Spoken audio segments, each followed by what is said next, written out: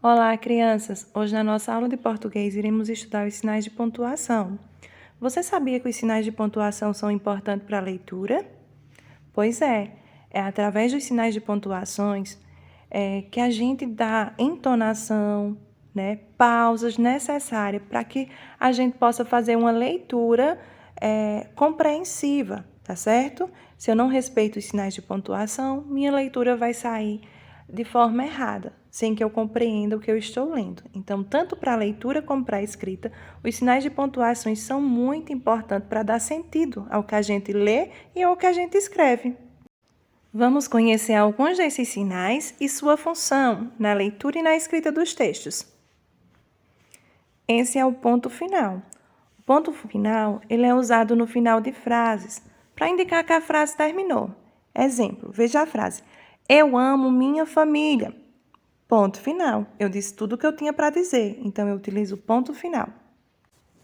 E essa é a vírgula. Eu utilizo a vírgula para indicar uma pequena pausa na leitura. Exemplo, Maria gosta da sopa com batata, cenoura, cebola, abóbora e frango. Veja que eu dou uma pequena pausa entre a batata, a cenoura, a cebola, a abóbora e o frango. Para mim não ler assim, Maria gosta de batata, cenoura, cebola, abóbora e frango. Não, a gente utiliza a vírgula para dar a pausa. Já o sinal de interrogação, ele é utilizado no final de frases que indicam uma pergunta. Exemplo, como você se chama? No final dessa frase, eu devo utilizar um sinal de interrogação. Ou em outras frases, você gosta de sorvete? Você vai à aula hoje? Então, frases que indicam uma pergunta, eu utilizo o ponto de interrogação no final. E esse é o sinal de exclamação. Ele é utilizado em frases que demonstram emoções, tá certo? No final de frases para nos demonstrar uma surpresa, um espanto, um susto, um medo, uma alegria, tá certo? Exemplo, cuidado! Depois desse cuidado, eu utilizo um sinal de exclamação, porque eu estou indicando que a pessoa deve ficar atenta. Cuidado, você pode se machucar. Então, depois de frases que demonstram emoção, eu utilizo a exclamação. Nós temos também o travessão. Ele é utilizado para indicar a fala de alguém no texto. Exemplo, e a mamãe falou, aí ó, chapeuzinho. Estão vendo esse tracinho antes da palavra chapeuzinho? Indica a voz da mãe. Chapeuzinho, leve esses doces para a vovozinha. Então, antes da fala de um personagem, a gente utiliza o travessão. Os dois pontos, eles são utilizados para anteceder uma citação ou a fala de alguém. Exemplo, quando eu estou no texto eu vou dizer, e a mamãe falou, ou e a menina falou, aí eu coloco dois pontos.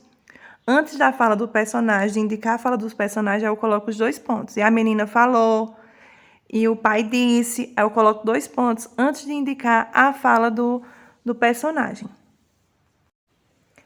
As aspas são utilizadas pelo autor para destacar uma parte do texto. Pode ser uma frase que ele destaca ou até mesmo uma palavra. Veja esse exemplo. Estou lendo Dom Casmurro, de Machado de Assis. A pessoa que escreveu essa frase, ela destacou o nome do livro, utilizando as aspas, Dom Casmurro. Então, para dar esse destaque no nome do livro, ela utilizou as aspas. Nós temos também as reticências, que são esses 3 pontinhos no final de frases. A gente usa a reticência quando não se termina de escrever uma frase. E quem lê aquela frase fica pensando no que poderia ter acontecido depois. Olha esse exemplo. E a vida passa. Aí, reticências. Por que eu coloquei essa reticências? Porque eu não terminei de dizer como a vida passa. Quem lê vai ficar pensando, e a vida passa. Passa como? De que forma? De que jeito?